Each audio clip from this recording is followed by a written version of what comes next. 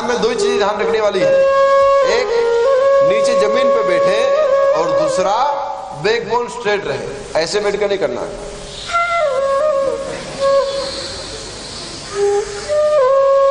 आज लोग चलते भी ऐसे ही और बच्ची लटक गया मामला, फिर धीरे धीरे धीरे धीरे ऐसे हो जाए, सीधे रहना चाहिए। ठीक बात है ना। राज राजेश्वर जी महाराज सिद्धाश्रम है आपका और सिद्धाश्रम के परमाध्यक्ष हैं। अंतर्राष्ट्रीय स्तर पे इस आश्रम की पहचान हिंदुज्म को प्रमोट करने की है, इंडियन कल्चर को प्रमोट करने की है। कई देशों के राष्ट्राध्यक्ष आपसे मिल चुके हैं। भारत की क्वीन, भारत की नहीं, इंग्लैंड की क्वीन एलिजाबेथ, वो भी आपके आश्रम पे आ चुकी है और आप भी वहां जा चुके हैं। वहां के प्रधानमंत्री वर्तमान, वहां के बड़े प्रधान कैमरून जी, डेविड कैमरून, वो भी आपके आश्रम में आ चुके हैं। मॉरिशस के राष्ट्राध्यक्ष सर अनिरुद्ध जगन्नाथ, वो भी आपके पास आ चुके हैं। यानी कहने का तात्पर्य है कि अंतर्राष्ट्रीय स्तर पे हम लोग तो भारत में रहते हैं, भारत में भी महाराष्ट्र में रहते हैं, महाराष्ट्र में भी नासिक में रहते हैं, तो अपना दायरा इतना है। लेकिन आपने भारत की रक्षार्थ, भारत के धर्म के प्रचारार्थ गुजरात में शरीर होने के बाद भी, गुजरात में जन्म लेने के बाद भी विश्व स्तर पे भारतीय संस्कृति का संवर्धन विश्व के पटल पे किया है और दूसरे लोगों को भी अपनी संस्कृति की महत्वता को बताया है। डेविड कैमरून जब आया तो उसको रुद्राक्ष की माला आपने पहनाई, तो उनका जो चेहरा होते हैं ना, साथ में चलते हैं लेकर के, क्या बोलते हैं इसको, ये, हाँ, पीए साहब ने कहा कि ऐसा नहीं पहनते हैं, तो इनका लेट मी एक्सप्लेन प्लीज। मैं उसको समझाऊंगा, इसका महत्व अगर समझ में आया तो पहनेगा, नहीं आया तो नहीं पहनेगा। तो आपकी वाक्पटुता, मधुर भाषा और शास्त्रों के ज्ञान के कारण उस रुद्राक्ष का महत्व वहां के प्राइम मिनिस्टर ने समझ लिया और वो माला वो पहनता है। आज तक रोज वो माला पहनता है।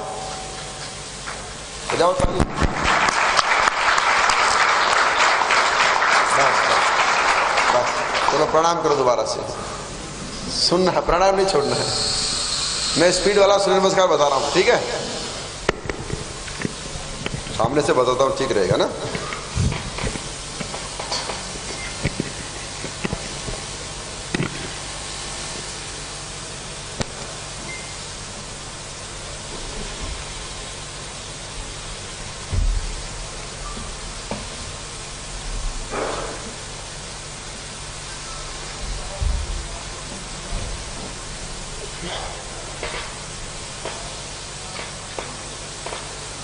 हो गया?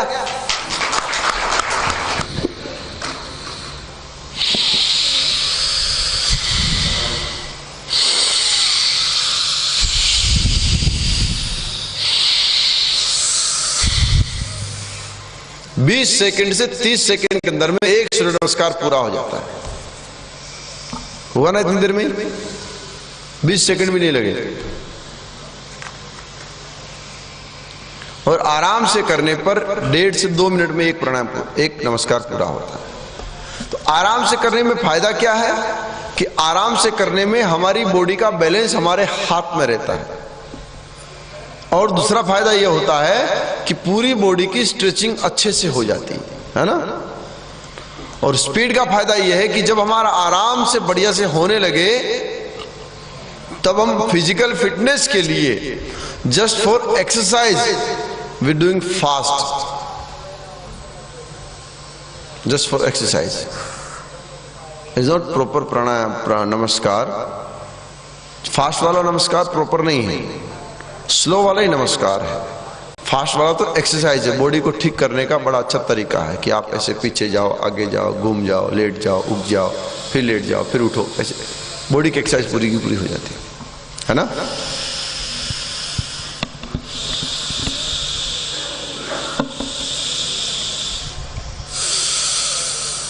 चलो रिलैक्स हो जाओ।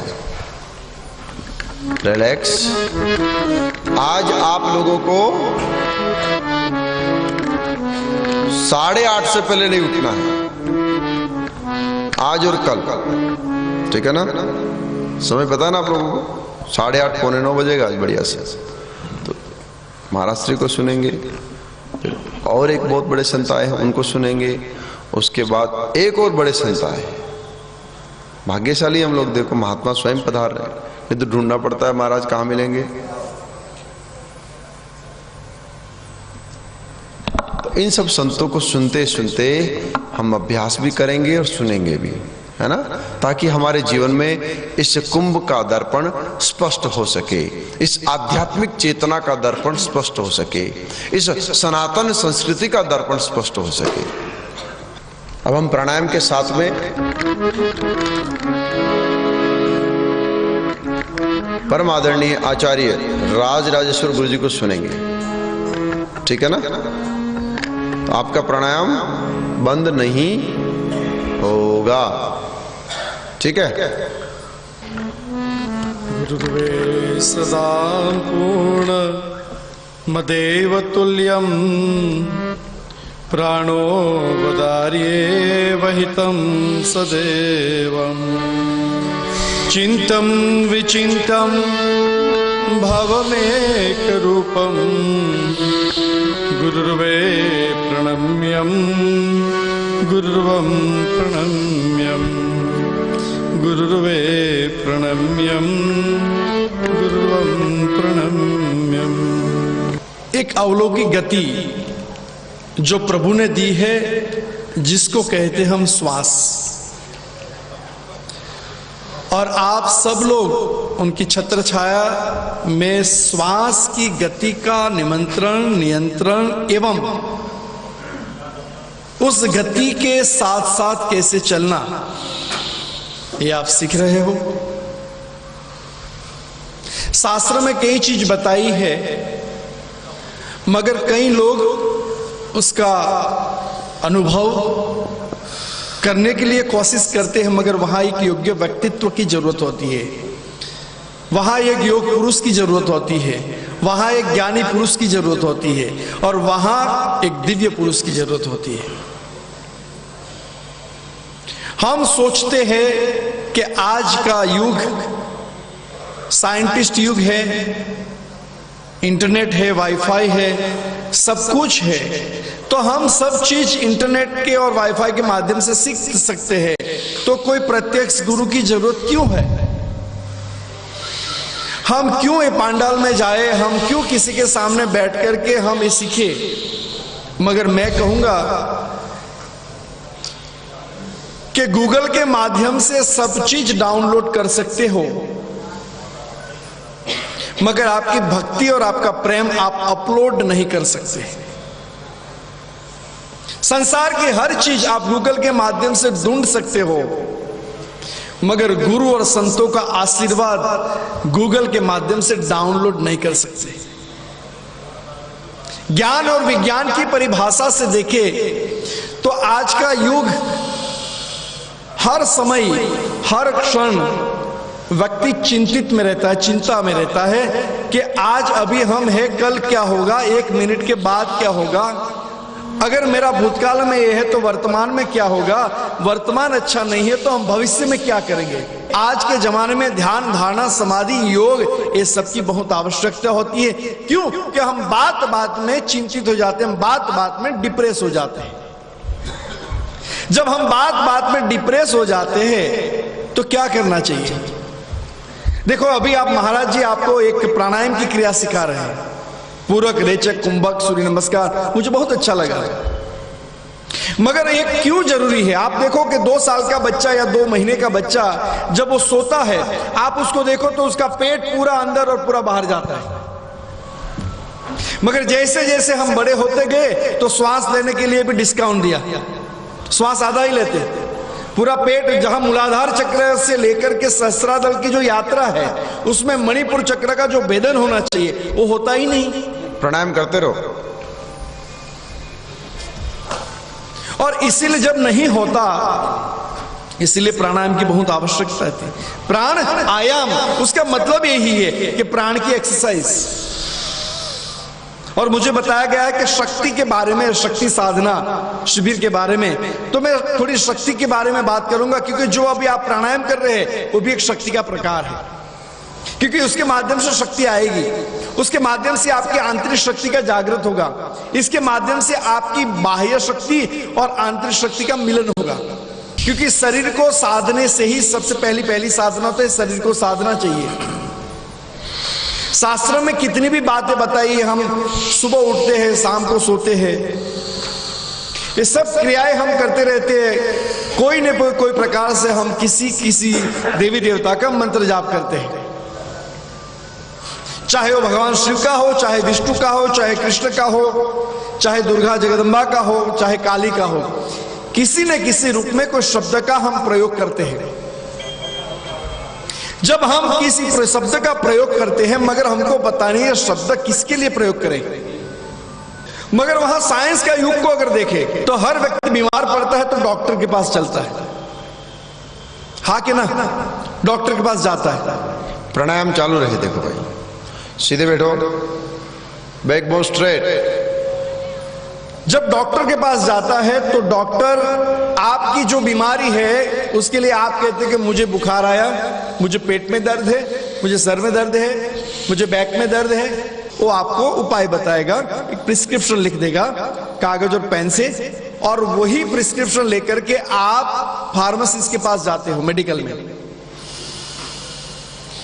आप डॉक्टर के पास गए, मेडिकल में गए, कि मेडिकल के पास भी दवाई थी, आप डॉक्टर के पास क्यों गए, समय क्यों बर्बाद किया?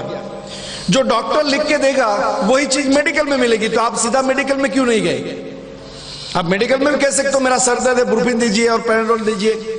अब डॉक्टर के पास जाने की जरूरत क्या है? मगर डॉक्टर के पास जाने की जरूरत इसीलिए है कि डॉक्टर आपके शरीर के अनुसार, आपके रोग के अनुसार आपको कितने परसेंटेज, कितनी दवा चाहिए वो लिख के देगा, और वो इसीलिए लिख के देगा कि आपकी क्षमता कितनी है। वही क्षमता से लेकर के आप प्रिस्क्रिप्शन लेकर डॉक्टर के पास जाते हैं, डॉक्टर वही दवा देता है। डॉक्टर फार्मासिस्ट के पास जाते हैं तो मेडिकल से वही दवा मिलती है जो डॉक्टर ने लिख के दी है। उसी रूप से आप सोचते होंगे कि हम गुरु और आध्यात्मिक योगी सन्यासी के पास क्यों जाना? हमारे शास्त्र में, हमारे गूगल में, हमारे इंटरनेट में इतने मंत्र लिखे हुए हैं, तो हम वहां से डाउनलोड करेंगे। वहां जाने की क्या जरूरत है?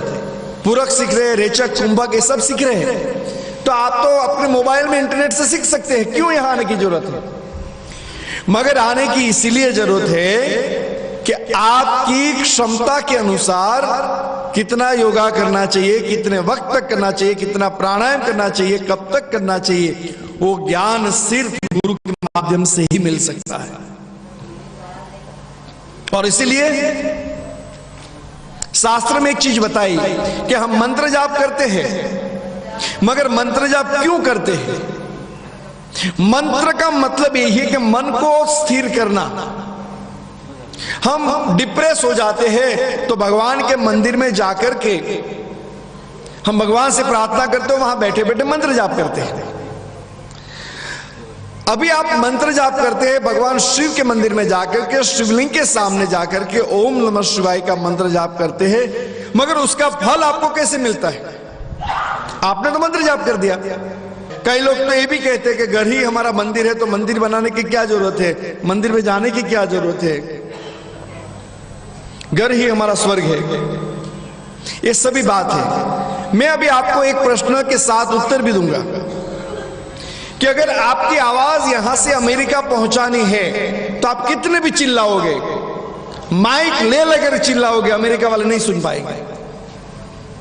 कितने भी चिल्लाओगे आप, तो क्या करना चाहिए उसके लिए? उसके लिए आपको एक डिवाइस की जरूरत पड़ेगी, कोई भी एक आधुनिक यंत्र की, चाहे मोबाइल हो, चाहे लैपटॉप हो, चाहे कंप्यूटर, कोई भी। जब आप उस डिवाइस का उपयोग करके आपकी ये शब्द की ध्वनि उस योग्य नंबर डायल करके आप वहां उससे बात कर सकते हो, मगर डिवाइस की तो जरूरत पड़ेगी। मंत्र शास्त्र भी ऐसी बात है। आप जो मंत्र जाप कर रहे हैं उस ध्वनि को उस देवता के पास पहुंचाने के लिए आपको यंत्र या तो मूर्ति रूपी एक डिवाइस की जरूरत पड़ेगी, मगर वो यंत्र या तो मूर्ति पूर्ण रूप से प्राण प्रतिष्ठित हो। चलिए थोड़ा कपालभाति कराओ साथ साथ में। और उस मंत्र या तो यंत्र पूर्ण रूप से प्राण प्रतिष्ठित हो। इसीलिए आपके पास मोबाइल है मगर मोबाइल नेटवर्क से जुड़ा हुआ नहीं है, तो क्या मोबाइल काम करेगा? क्या हुआ? नहीं,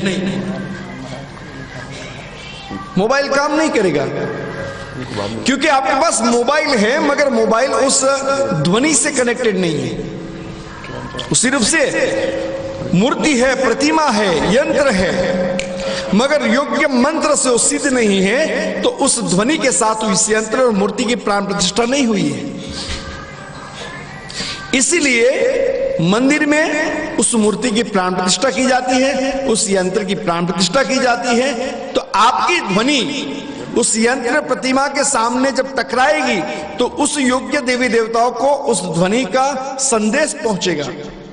जब उस देवी देवता को उस मंत्र और आपकी जो इच्छा है उसका ध्वनि का जो मैसेज पहुंचेगा, उस मैसेज के माध्यम से जो आपकी इच्छा है वो मंत्र के माध्यम से पूर्ण होगी।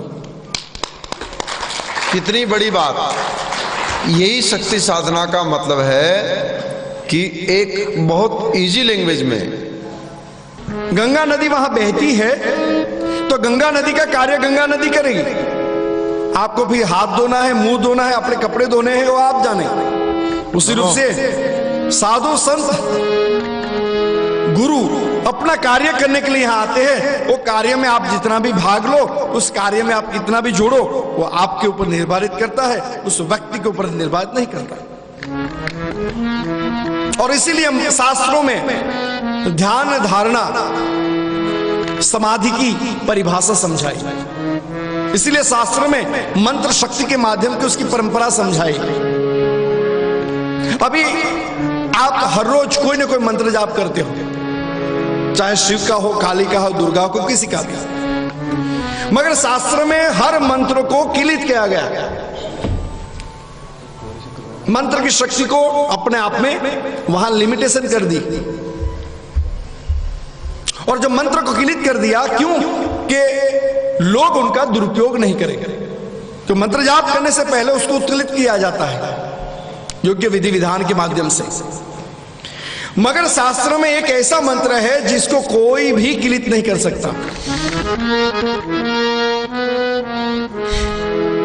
शास्त्र में मंत्र है जिसको कोई भी अभी तक किलित नहीं कर पाया, जिसको कहते हैं हम बीज मंत्र। बीज मंत्र, बीज यानी कि क्या? सीड।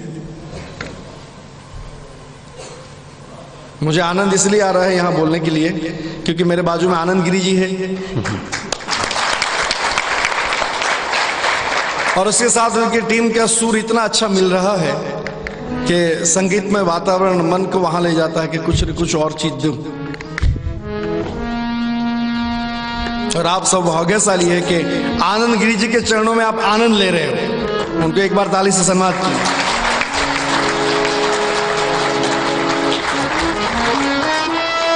बीज मंत्र की बात हो रही थी कि मन को अगर चिंतित है, आप बिजनेस करते हो, काम पे जाते हो, पत्नी बोल रही है कि मेरा पति नहीं सुन रहा है, पति कह रहा है कि मेरी पत्नी नहीं सुन रही है, पति पत्नी दोनों कह रहे हैं कि मेरे बच्चे नहीं सुन रहे हैं। ये सब जो समस्या है, उस समस्या के बीच में एक दो चीज हमारे डैमेज होती है, एक तो मन और दूसरा तन।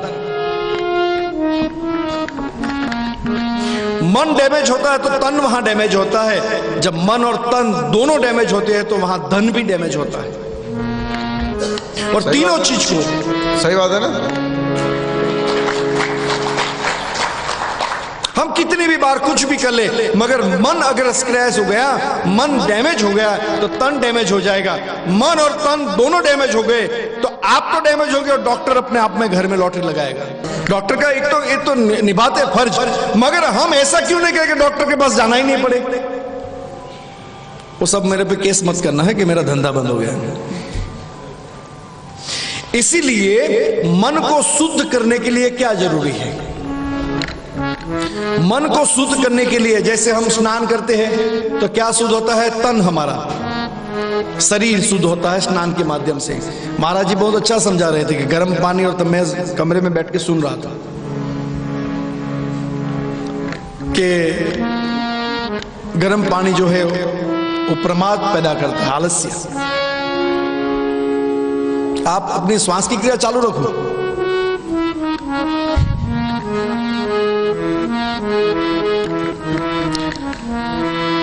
शक्ति साधना के इस सत्र को आपके जीवन का एक नया अंग समझेंगे। ये जब छोटी छोटी बातें हैं ना, यही साधना की परिपक्वता की ओर लेके जाएगी। अभी हम प्राणायाम योग अभ्यास के माध्यम से भक्ति संगीत को कर रहे हैं, लेकिन ये विशेष जो अपीयरेंस है, ये स्पेशल अपीयरेंस जो हमारे मध्य में आ रही है, ये बहुत अद्भुत है हमारे जीवन के लिए, बहुत अद्भुत है। और 2 दिन ही का मात्र शिविर मिला है। मैंने आपसे निवेदन किया था कि 5 दिन आप रहिए साथ में, क्योंकि पहले दिन आदमी मिलता है तो मुलाकात होने से खाली आदान प्रदान मित्रता होती है। तो शक्ति साधना में 2 ही दिन मिला हमको। मैंने 5 दिन की रिक्वेस्ट की थी, लेकिन 5 दिन नहीं था, तो 2 दिन ही था। लेकिन इन 2 दिनों में हमें पूरा लाभ लेना है, ठीक है ना? पूरा लाभ लेना है।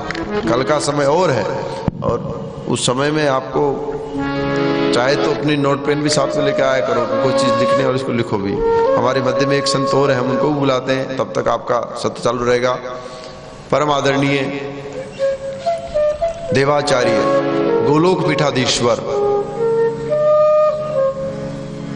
बहुत पूज्य और बहुत वरिष्ठ संत हैं, और मेरे पे उनका भी स्नेह बहुत रहता है, गोपाल शरण जी महाराज। तालियों की आवाज धीमी ना हो आपकी।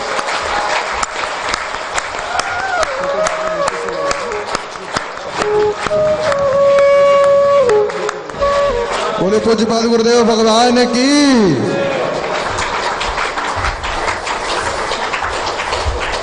आपकी प्राण की क्रिया चालू रहनी चाहिए। तो मैं बात कर रहा था कि स्नान करने से शरीर शुद्ध होता है, मगर शरीर शुद्ध है मगर मन शुद्ध नहीं है तो क्या होगा? शरीर शुद्ध हम हर रोज करते हैं। शरीर शुद्ध के लिए हम महंगे से महंगा साबुन लेते हैं, सब कुछ क्रिया करती है शरीर को शुद्ध करने के लिए, मगर मन की शुद्धि के लिए, प्राणायाम चालू रखो ना आप लोग, मन की शुद्धि के लिए ध्यान की जरूरत पड़ती है। शरीर को शुद्ध करने के लिए स्नान, मन को शुद्ध करने के लिए ध्यान, और धन को शुद्ध करने के लिए दान।